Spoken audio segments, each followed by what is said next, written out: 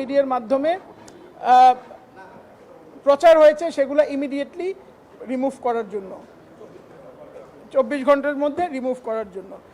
এর পাশাপাশি মাননীয় আদালত বলেছেন 2 জন ওয়েলফেয়ার অফিসারকে নিয়োগ দিতে 24 ঘন্টার মধ্যে যাতে করে তাদের অবস্থা, তাদের ওয়েলফেয়ার এবং তাদের সিকিউরিটির ইস্যুটা দেখভাল করা যায়। এর পাশাপাশি আরও 2টি নির্দেশ দিয়েছেন। আমি আমার বিজ্ঞ বন্ধু মাসিফকে বলবো একটু আপনাদের জন্য বলতে। দেখেন, আজকে অনেকগুলি ডাইরেকশন কোড দিয়েছে।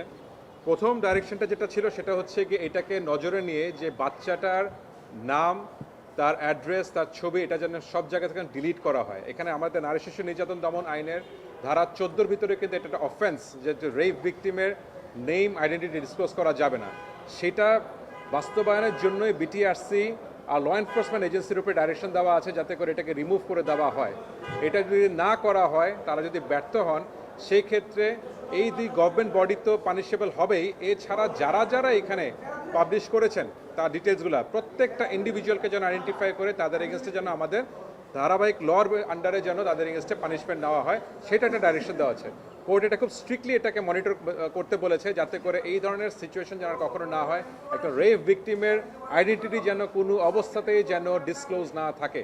এটা আইনের লঙ্ঘন হচ্ছে, আর এটাকেই যেন বাস্তবায়ন করা হয় তার জন্য প্রত্যেকটা গভর্নমেন্ট এন্টিটিকে কোর্টের উপর থেকে একটা ডাইরেকশন দেওয়া হলো। এটা গেল জাস্ট মেজর একটা ডাইরেকশন। আর সেকেন্ড হচ্ছে ইমিডিয়েটলি একটা 2 জন আপনার অফিসার নিয়োগ করে দেওয়া, যাতে করে হচ্ছে কি তারা যেন বাচ্চাটা যেহেতু হচ্ছে কি তাদের রেসিডেন্সটা মাগুরাতে, বাট এই মুহূর্তে তারা আছে ঢাকাতে, তার জন্য 2 জন ওয়েলফেয়ার অফিসার ঢাকা এবং মাগুরা উভয় তারা হচ্ছে কি ইমিডিয়েটলি বাচ্চাটাকে লুক আফটার করা শুরু করবে, যাতে করে বাচ্চাটার সেফটি, হেলথ, সোশ্যাল স্টেটাস সব কিছু যেন তারা যেন প্রপারলি এনশিওর করতে পারে।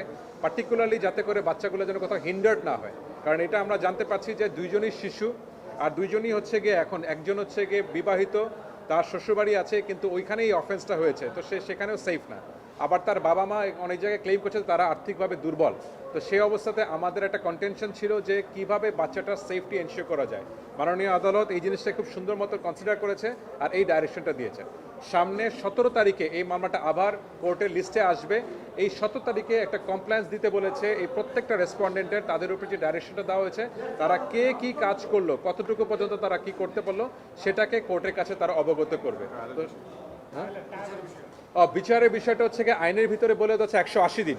180 দিনের কথা বলে দেওয়া আছে। কোর্ট যখন দেখলো আইনের ভিতরে 180 দিন দেওয়া আছে, কোর্ট সেটাকে আর ট্রাভেল বাইপাস করতে পারলো না। তার জন্য কোর্ট বলে 180 দিনের মধ্যেই যেন কমপ্লাই করতে হয়, 180 দিনের মধ্যে যেন বিচারটা শেষ করা হয়।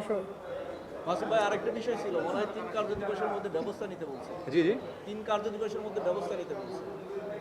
3 কার্যদিবসের মধ্যে বিটিআরসি এবং সাইবার পুলিশকে বলা হয়েছে যাতে যে সমস্ত আইটেম, কন্টেন্ট, নাম, ছবি অথবা ভিডিও, এইগুলোকে রিমুভ করতে, যাতে একে আইডেন্টিফাই করা না যায়।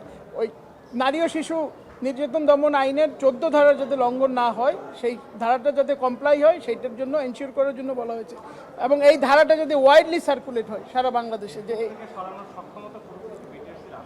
বিটিআরসি এবং সাইবার পুলিশের আছে, সাইবার পুলিশকে বলা হয়েছে।